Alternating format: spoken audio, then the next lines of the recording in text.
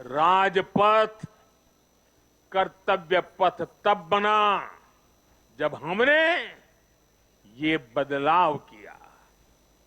आजादी की लड़ाई में क्रांतिकारियों के बलिदानों का स्थान अंडमान की सेल्यूलर जेल, उसे राष्ट्रीय स्मारक का दर्जा तब मिल पाया था जब मोरारजी भाई देसाई की सरकार आई थी। अंडमान के द्वीपों के नाम कुछ समय पहले तक अंग्रेजों के नाम पर ही थे। हमने ये नाम नेताजी सुभाष के नाम पर रखे। कई द्वीपों को परमवीर चक्र विजेताओं का नाम दिया। इंडिया गेट पर भी हमने नेताजी सुभाष की प्रतिमा लगाई। साथियों, देश की सुरक्षा में शहीद हुए जवानों तक को गुलामी की मानसिकता के कारण सही सम्मान नहीं मिलता था। हमने नेशनल वॉर मेमोरियल की स्थापना कर उन स्मृतियों को अमर बनाया। देश की आंतरिक सुरक्षा में भी 36,000 जवानों ने, ये हमारे पुलिस बेड़े के जवानों ने, देश को पता तक नहीं है ये पुलिस बेड़े के ये खाकी वर्दीधारी लोगों ने 36,000 जवानों की शहादत हुई है। 36,000 शहीद होना ये आंकड़ा छोटा नहीं है। हमारी police, BSF, ITBP, CISF, CRPF, हमारे सभी अर्धसैनिक बल, इनके शौर्य को भी सम्मान से वंचित रखा गया। ये हमारी सरकार है जिसने पुलिस मेमोरियल बनाकर उन शहीदों को सम्मान दिया। मैं आज सरदार पटेल के चरणों में खड़े होकर के मैं देश भर में जिन जिन लोगों ने पुलिस बेड़े में रह करके सेवाएं की हैं, जो जो लोग आज पुलिस बेड़े में रह करके देश की सेवा कर रहे हैं, मैं सरदार पटेल के चरणों में खड़े रह करके आज मैं उनको सैल्यूट करता हूं। मैं उनका गौरव करता हूं, मैं उनका सम्मान करता हूं। आज देश गुलामी की मानसिकता के हर निशान को हटा रहा है। देश के लिए बलिदान देने वाले लोगों को सम्मान देकर हम राष्ट्र प्रथम की भावना को मजबूत बना रहे हैं।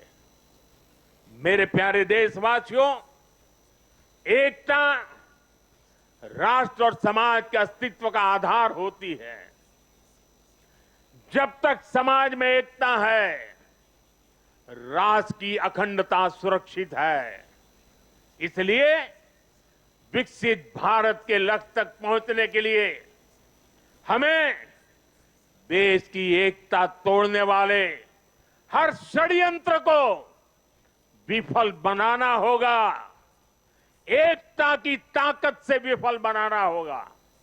इसलिए आज देश राष्ट्रीय एकता के हर मोर्चे पर निरंतर काम कर रहा है। भारत की एकता के इस अनुष्ठान के 4 आधार स्तंभ हैं। एकता का पहला स्तंभ है सांस्कृतिक एकता। ये भारत की संस्कृति है जिसने हजारों वर्षों से राजनैतिक हालातों से अलग भारत को एक राष्ट्र के रूप में अमर रखा है। हमारे 12 ज्योतिर्लिंग, 7 पुरियां, 4 धाम, 50 से अधिक शक्तिपीठ, तीर्थ यात्राओं की परंपरा, ये वो प्राण ऊर्जा है जो भारत को एक चैतन्य राष्ट्र बनाती है। इसी परंपरा को आज हम सौराष्ट्र तमिल संगमम और काशी तमिल संगमम जैसे आयोजनों के जरिए आगे बढ़ा रहे हैं। हम अंतर्राष्ट्रीय योग दिवस के जरिए भारत के महान योग विज्ञान को नई पहचान दिला रहे हैं। हमारा योग आज लोगों को जोड़ने का माध्यम बन रहा है। साथियों, हमारी एकता का दूसरा स्तंभ है भाषाई एकता। भारत की सैकड़ों भाषाएं और डायलेक्ट्स, बोलियां, ये भारत की खुली और रचनात्मक सोच का प्रतीक है। क्योंकि हमारे यहां किसी समाज ने, सत्ता ने या संप्रदाय ने कभी भी भाषा को अपना हथियार नहीं बनाया। एक भाषा को थोपने का प्रयास नहीं हुआ। तभी भारत भाषाई विविधता की दृष्टि से विश्व का इतना समृद्ध राष्ट्र बना है।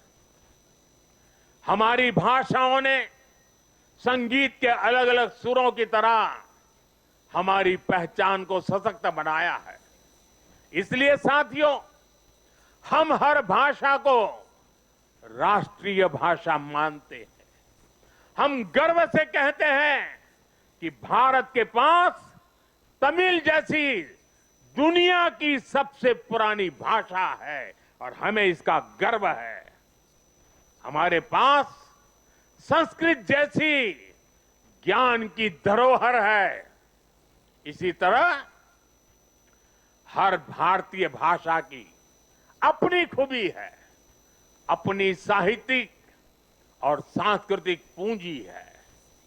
हम हर भारतीय भाषा को प्रमोट कर रहे हैं।